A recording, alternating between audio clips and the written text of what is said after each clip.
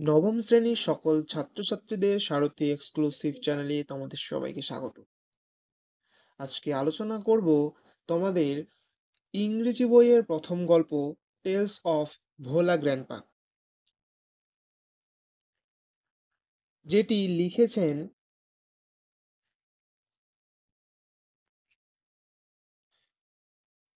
মনোজ দাস।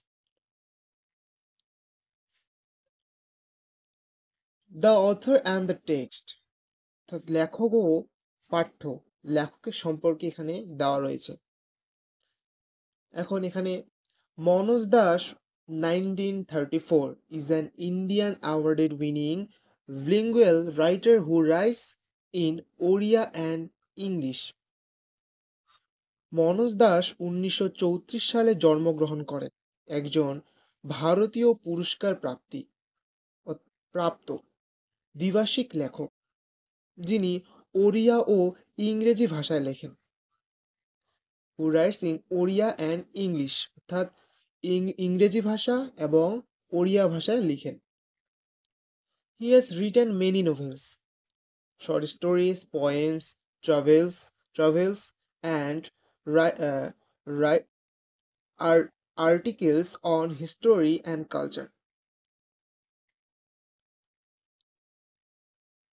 তিনি বহু উপন্যাস, ছোট গল্প, কবিতা, তারপর হচ্ছে ভ্রমণ কাহিনী এবং ইতিহাস ও ইতিহাস ও সংস্কৃতি সম্পর্কিত প্রবন্ধ রচনা করেন।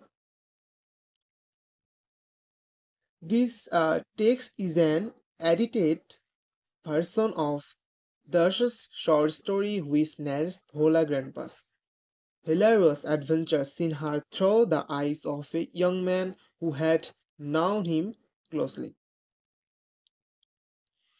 এই পাঠ্যটি দাশের একটি ছোট গল্পে সম্পাদিত সংস্করণ, যেখানে যেখানে ভোলা দাদুর মজার কাহিনীগুলি বর্ণিত হয়েছে, যা একজন তরুণের দৃষ্টিকোণ থেকে বলা হয়েছে, যিনি তাকে ঘনিষ্ঠভাবে চিনতেন।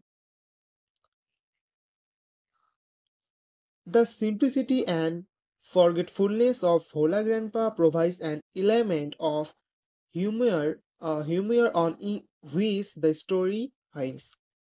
অর্থাৎ ভোলা দাদুর সরলতা ও ভোলেমির কারণে গল্পে হাস্যরসের একটি বিশেষ উপাদান সৃষ্টি হয়েছে, যা একটি গল্পের মূল আকর্ষণ। এখন মূল গল্পে ফিরে আসি। এখানে যে লাইনগুলি দেওয়া আছে, অর্থাৎ গল্পটি যে লাইনগুলি দেওয়া আছে, প্রথমে Bhola grandpa and his wife lived at the western end of our village. এটার মানে আমাদের গ্রামের পশ্চিম প্রান্তে ভোলা দাদু এবং তার স্ত্রী বাস করতেন। অর্থাৎ লেখকের গ্রামের পশ্চিম প্রান্তে ভোলা দাদু এবং তার স্ত্রী বাস করতেন পশ্চিম প্রান্তে।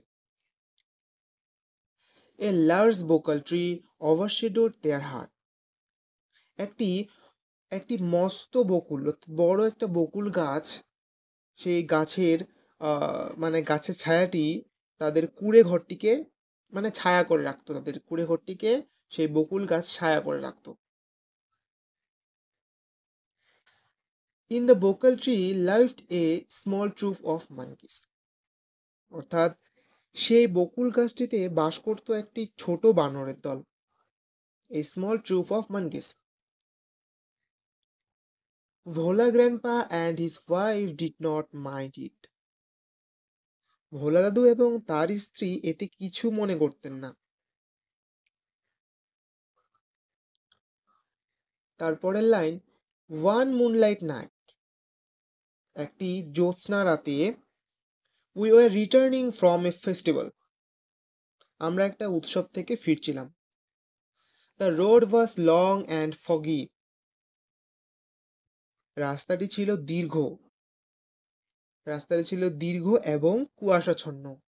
The road was long, long মানে দীর্ঘ, অ্যান্ড মানে এবং, ফগি মানে কুয়াশাচ্ছন্ন।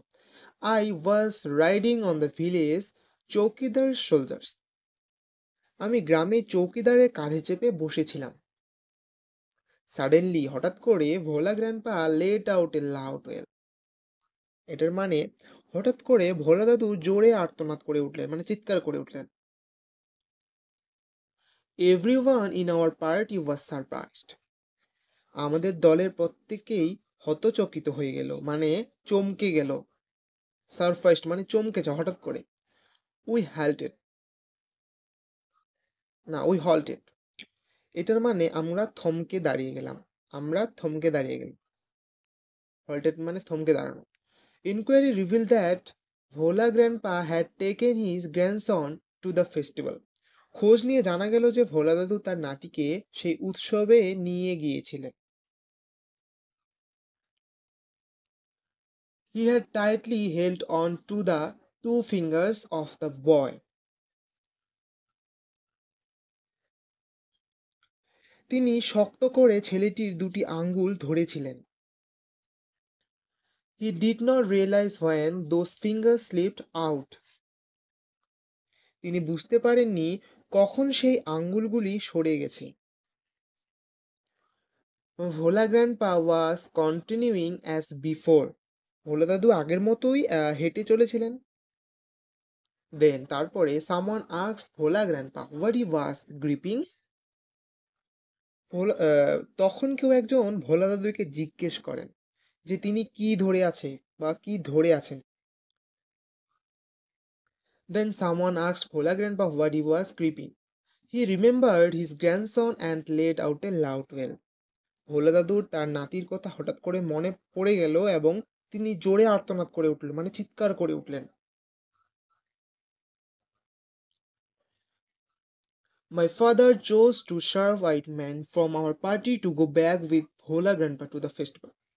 আমার বাবা আমাদের দল থেকে দুজন তীক্ষ্ণ দৃষ্টি সম্পন্ন লোককে বেছে নিলেন ভোলা দাদুর সঙ্গে উৎসবে ফিরে যাওয়ার জন্য। The grandson was found before long.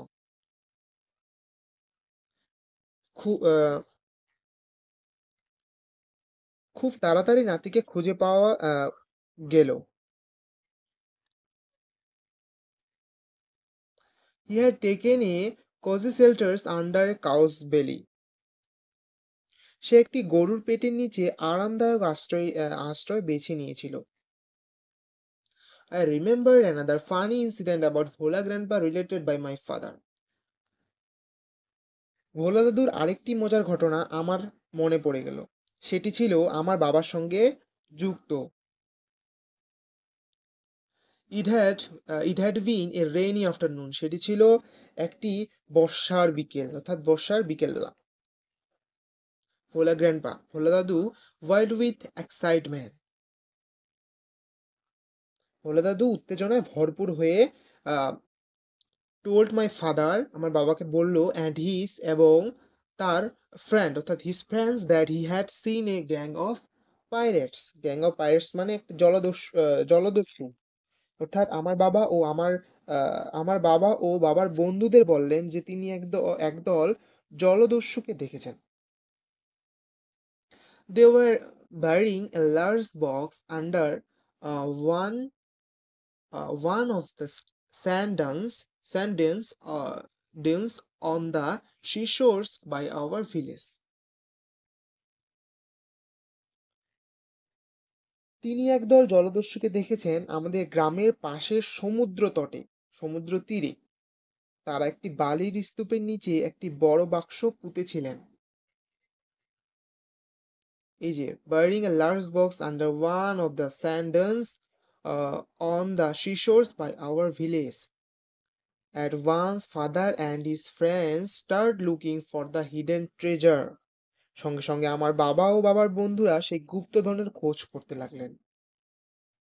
Evening past on to night, মানে সন্ধ্যা পেরিয়ে রাত যে হয়ে গেল। মেঘের মধ্যে moonlight came in through the clouds, অর্থাৎ মেঘের মধ্যে থেকে চাঁদের আলো আসতে লাগলো। মুনলাইট মানে চাঁদের আলো। A pack of jackals were howling. একদল শিয়াল ডাকছিল। It was past midnight. মাঝরাত পার হয়ে গেল। মিডনাইট মানে মধ্যরাত বা মাঝরাত। At this point of time, ঠিক এই মুহূর্তে ভোলা দাদু স্বীকার করে নিলে, Bhola grandpa confess that there was no real treasure, স্বীকার করে নিলেন যে সেখানে কোনো সত্যিকারের গুপ্তধন ছিল না। Was no real treasure, it was all a dream which he had during his midday nap. দুপুরে ঘুমিয়ে পড়ে তিনি স্বপ্নে এসব দেখেছেন। তিনি বুঝতে পারলেন যে তিনি এগুলি স্বপ্নে দেখেছিলেন। দুপুরের যে ঘুম অর্থাৎ মিডডে ন্যাপ, যাকে মিডডে ন্যাপ বলে। তারপরের line, once Bhola grandpa had a great adventure in the Sundarbans. একবার সুন্দরবনে ভোলা দাদুর একটা রোমাঞ্চকর অভিজ্ঞতা হয়েছিল।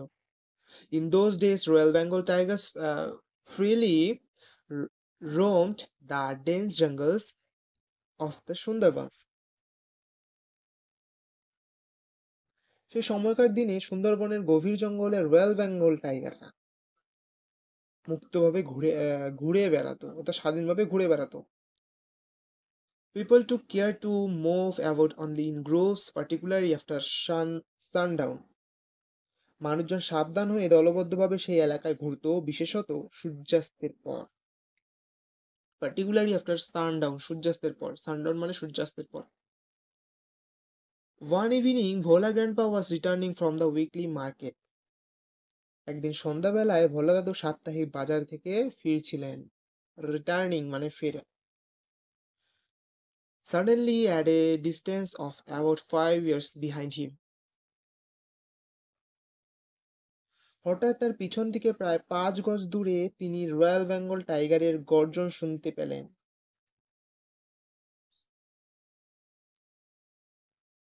He heard the growl of Royal Bengal tiger. The টাইগারের গর্জন শুনতে পেলেন ভোলা দাদু। Vola Grandpa turned and found the bright gaze of the tiger on his face. ভোলা দাদু পেছন ঘুরে দেখলেন যে বাঘটি উজ্জ্বল চোখে তার মুখের দিকে তাকিয়ে আছে। Bhola grandpa instantly climbed off a nearby banyan tree. Bhola দাদু তৎক্ষণাৎ কাছাকাছি একটি বট গাছে উঠে পড়লেন। banyan tree বট গাছ। The tiger roared and circled the tree about 100 times.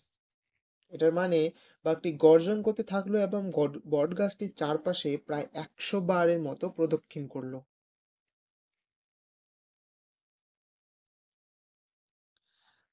Then it settled down under a bush without taking its eyes off him. তারপর বাঘটি তার থেকে দৃষ্টি না সরিয়ে একটি ঝোপের নিচে স্থির হয়ে বসল। With nightfall, the forest grew dark and silent. অর্থাৎ রাত বাড়ার সঙ্গে সঙ্গে জঙ্গলে ঘন অন্ধকার ও নিস্তব্ধতা, চারিদিকে চুপচাপ ওরকম একটা পরিস্থিতি নেমে আসলো। Vola Grandpa could hear the tiger beating its tail on the dry leaves. অর্থাৎ ভোলা দাদু শুনতে পাচ্ছিলেন শুকনো পাতার উপর বাঘটির লেজের আঘাতের আওয়াজ। Hours passed. ঘন্টার পর ঘন্টা কেটে গেল। Dawn broke with the cooings of doves. ঘুঘু পাখির ডাকে ভোর হলো।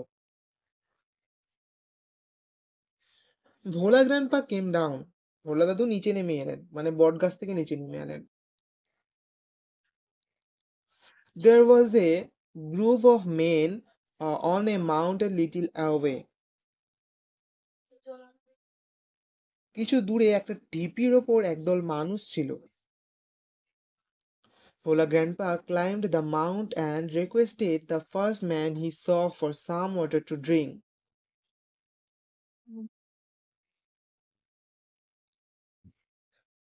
ভোলা দাদু ঢিপিতে উঠলেন, সেই টিলা অর্থাৎ ঢিপিগুলিতে উঠলেন এবং প্রথম একটা মানুষকে জল, মানে তাকে জল তেষ্টা পেয়েছিল, সেই জল চাওয়ার জন্য অনুরোধ করলেন, মানে জল চাইলেন তার কাছে। The man had seen the tiger waiting. ওই লোকটি বাঘটিকে অপেক্ষা করতে দেখেছিল। হি ওয়াজ মাস বিউইল্ডারেড। লোকটি খুব হতচকিত হয়ে গিয়েছিল। What is your secret that you simply walk pass the hungry beast and it did not nothing, he asked Bhola grandpa. সে জিজ্ঞাসা করলো ভোলা দাদুকে যে আপনি যে সহজভাবে একটি ক্ষুধার্ত পশুর সামনে দিয়ে হেঁটে এলেন এবং সেটি আপনাকে কিছু করলো না, এই বিষয়টা সেই লোকটি তাকে জিজ্ঞাসা করলেন, অর্থাৎ ভোলা দাদুকে জিজ্ঞাসা করলেন। তারপরের লাইন, the tiger was stretching its limbs and yawning. বাঘটি হাত পা ছড়িয়ে হাই তুলছিল। দেন তারপরে Bhola grandpa remember the tiger and look at it. তখন ভোলা দাদুর বাঘটির কথা মনে পড়লো এবং বাঘটির দিকে তাকালেন। Bhola grandpa almost lost his sense in fear. ভয়ে প্রায় অজ্ঞান হয়ে যাওয়ার মতো অবস্থা হলো। He ran back home. তিনি দৌড়ে বাড়ি ফিরে গেলেন। Half a century letter. 50 বছর পর, half a century later, later মানে পর, 50 বছর পর Bhola grandpa lived us a forever one morning at the age of 95।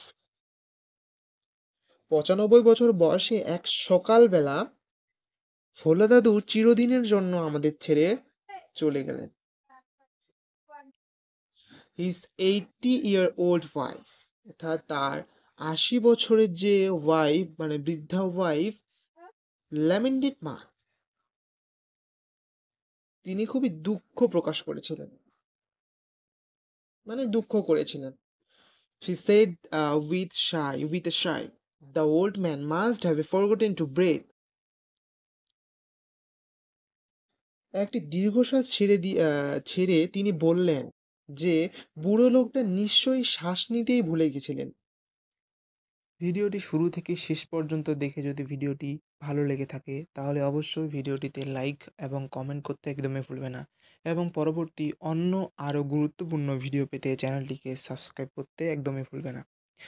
আজকের মতো এতটুকুই, এবং আরও অন্য গুরুত্বপূর্ণ ভিডিওতে দেখা হবে।